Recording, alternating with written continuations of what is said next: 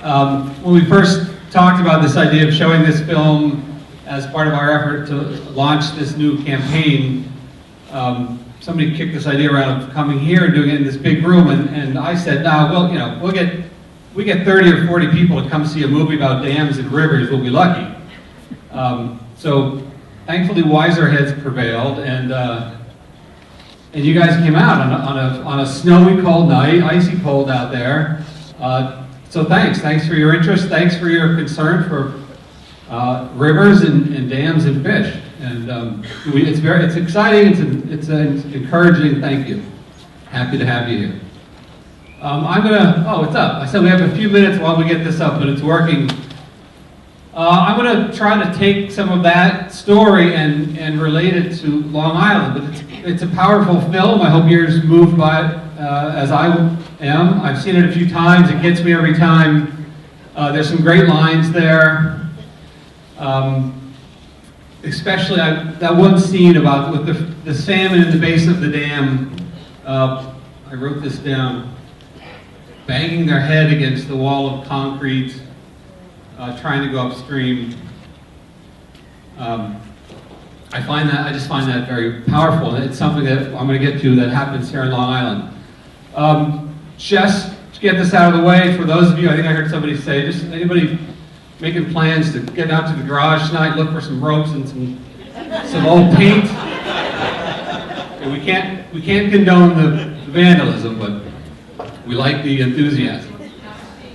Yeah, we want to take down some dams for sure, but we got to go through some hoops first. So, let's see if we get this to work. All right, we don't have any of these on Long Island. That's the Glen Canyon Dam. But we have a lot of these. There was a scene there where Bruce Babbitt, the former Secretary of the Interior, said that there was 75,000 dams across the country over 3 feet. If you notice carefully on that map they showed, there were no dots on Long Island. It was basically empty because they don't really count our dams as dams. They're just not big enough to sort of be on their radar screen. But as I get to, as far as our fish are concerned, that might as well be a 70-foot wall. There's a lot of dams on Long Island because there's a lot of rivers on Long Island. The history here, this is a beautiful digital elevation map that was done by Professor Brett Bennington at Hofstra University. And as the glaciers sat here and created the outwash plains, they carved all these channels across the plains as that water was rushing off the glaciers. And those channels still exist, where they exist and where they meet the groundwater is where our tributaries lie. And you can see from these maps how many there are. And you guys know, driving around Long Island, you drive Montauk Highway, it's bridge after bridge and dam impoundment after impoundment. There's a lot of them out there. So we're left with these beautiful, mostly small, groundwater-fed, cold tributaries. And we don't have any habitat for these fish. We don't have any salmon here. Our rivers were too small. But we have fish that are just like these. These are essentially our salmon, river herring.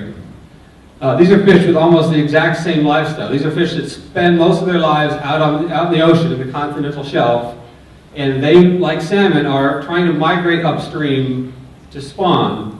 And as you can see from this picture, they're very capable swimmers. They can swim through very strong currents. They have a very high burst swimming speed, but they're not jumpers. So that 3-foot dam, that even 1 or 2 foot dam, is a barrier for these fish if there's not enough water for them that they can swim through. We also have American eels. American eel have the opposite lifestyle. They all hatch out in the ocean, and then they swim back upstream to spend their entire lives in fresh water, in our tributaries, before, after 30 or 40 years, they mature and they go back out to the ocean to spawn and die. They are also very capable swimmers and can in fact climb, but the dams cause them troubles too, and give them, cut down their migratory success rates. And then finally, the brook trout. We saw trout mentioned in the film. We don't have rainbows here. Rainbows are not native to this part of the country. This is our native trout. And then we have a representative from Trout Unlimited here tonight, George Costa.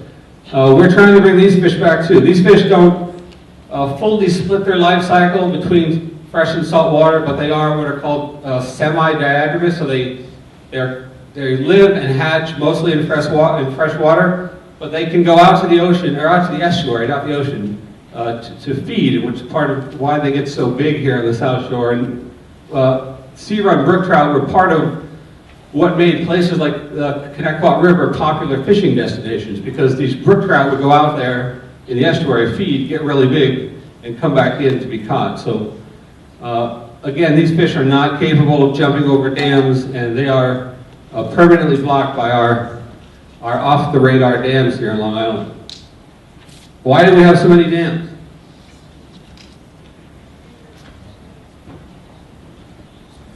Well, as the island was developed, we had lots of need for powering grist mills, so there were a lot of them built for grist mills, but also for cranberry bog production and ice harvesting. The kids here will have no idea why we had to harvest ice, because there were no refrigerators or freezers, but there are very few of the 120 plus tributaries on Long Island that were not impounded. And of those, there were very few that were impounded once. Most of the dams on the island were impounded many times, 3, 4, 5 times is typical, but some more than a dozen times. Every one of these dams is a barrier to fish migration. So these are our migratory fish. How are they doing? Now, I have lots of charts and tables about their population studies. I don't have time to go into tonight, but I have a picture that I think tells a story. That's a river herring that is clearly frowning and sad. That's all you need to know. They're not happy. They're not doing well. There's other reasons. It's not just that they've lost habitat. There's lots of offshore bycatch issues, water quality problems. But from our perspective, trying to restore these fish to come back to Long Island tributaries, we need to give them access to spawning habitat. And that's really a question of getting them upstream into fresh water.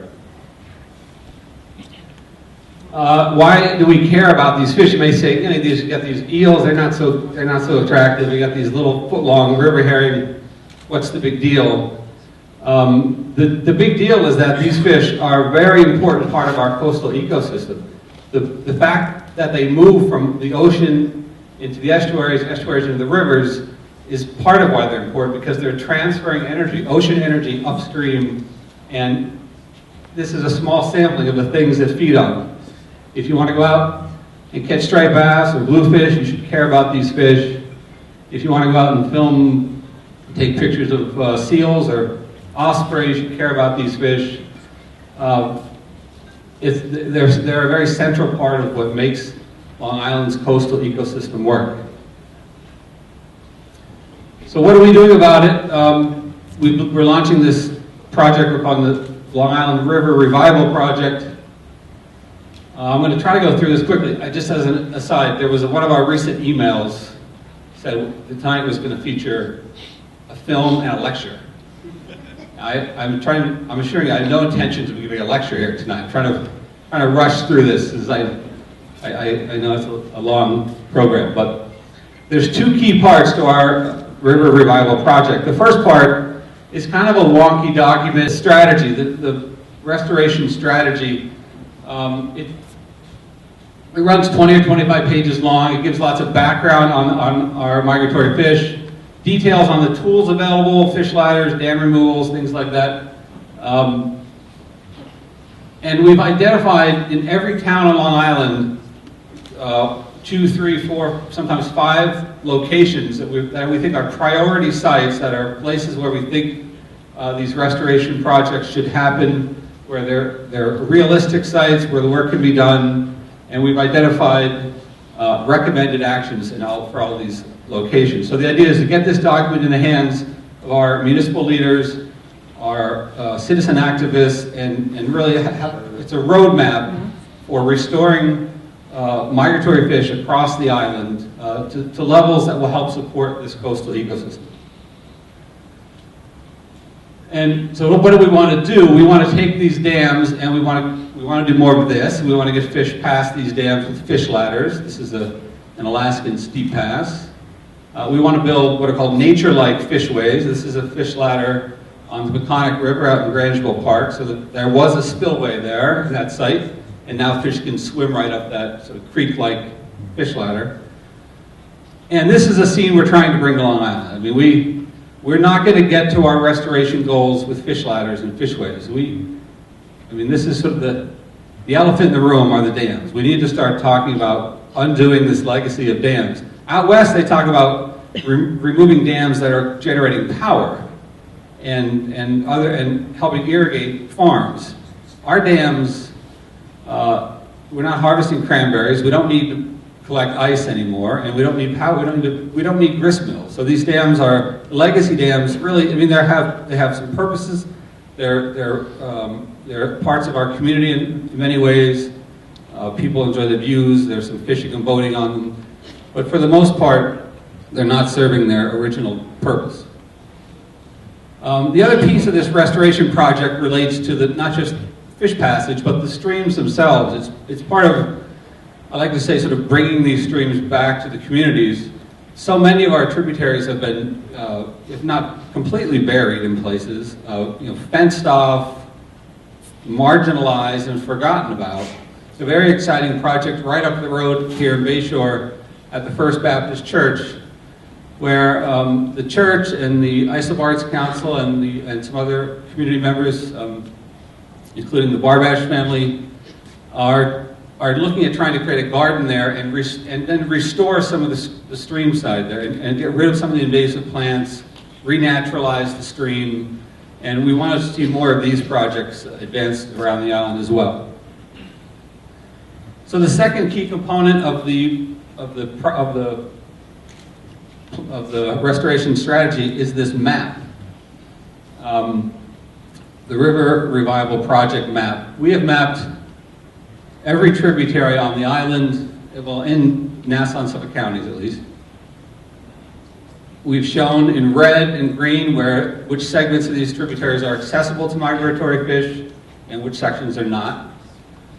We've identified every existing planned or proposed reconnectivity project, and the places where the fish icons are show where these sort of remnant runs exist. In the film, they talked about the salmon coming back as soon as access was available to them. These fish are trying to get to optimal spawning habitat, but in places where they can't, they still spawn, they still try. Their success rates, of course, are much lower than they should be, so their population numbers continue to drop. But amazingly, in places, they're still out there. And we've been blocking rivers on Long Island for hundreds of years, and we still find these fish. We found 2 new runs last year in places where they weren't known to exist. So they're out there. Excuse me. And if we can find them, we can help them get to the habitat they need and rebuild their numbers.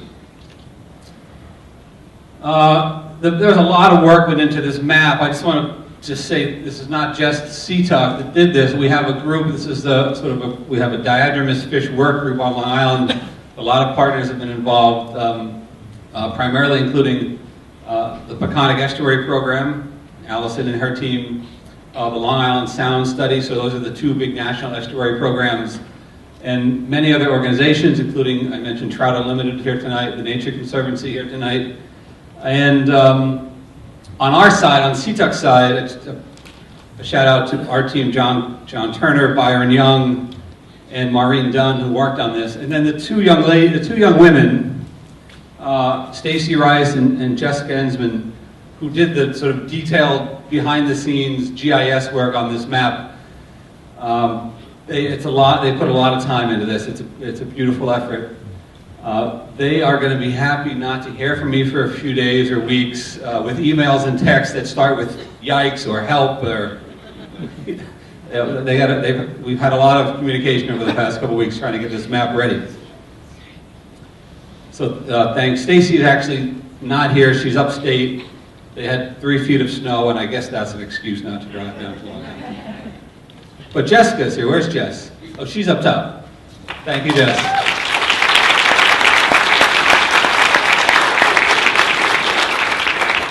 So we want you to go to this map and explore this map. Our website is at seatuck.org. Jess is going to try to she's going to pull up the website. I just want to quickly show you, if we can make this work, how to get into it. Yes, Jess, maybe not? All right, we'll forge ahead. Seatuck.org, we're going to have a banner there that says River Revival Project. It'll be very hard to miss. You'll have that picture of the fish. Click on that, and then there's sort of 2 portals to get in. One takes you directly to the map, and you can start exploring around and zoom in. And the idea is it will be a tool for people to learn about tributaries in their neighborhoods or places that they like to go hiking, and learn about the status of that tributary and how what Seatuck may have proposed and what might be possible to try to move some restoration projects forward. The other portal is called a story map, and that map, if you click on that, it gives you a lot of background about the fish and the rivers, and eventually leads you into the map. So if you know people who don't know a lot about this, if you can direct them to that story map, it'll give them all the background they need. So how can you guys help? So the first thing is just, get into the map, take a look, learn what you can about your tributaries in your neighborhood. The fish icons are the places on the island, there's 20 of them, where we know river herring are still coming in and trying to get upstream. There's probably more. I mentioned we found 2 last year. Our annual volunteer alewife survey starts today. Today's our first day. It runs March 15th through May 15th. And we have dozens of volunteers around the island going out and watching for these fish. We're trying to figure out where they are, when the runs start, and get an idea of how large the runs might be. We have a training, our last training coming up next week for this survey. If you want to get involved at our facility over in Islip at the Scully Estate, it starts at 6:30. We'll go into a lot more detail about these fish and how you can participate. The purple stars on the map represent our priority sites. So those are the places where we've identified as what we think are the best places to advance projects to really build these runs. We need local champions for these places, and we're going to be pushing for these, but the more people that are out there talking about it, the better. Contact your elected officials and ask them to support this work. And I should point out, Legislator Tom Silmy is here, our only elected official to join us, and he's been a great supporter of Seatuck and champion of the environment.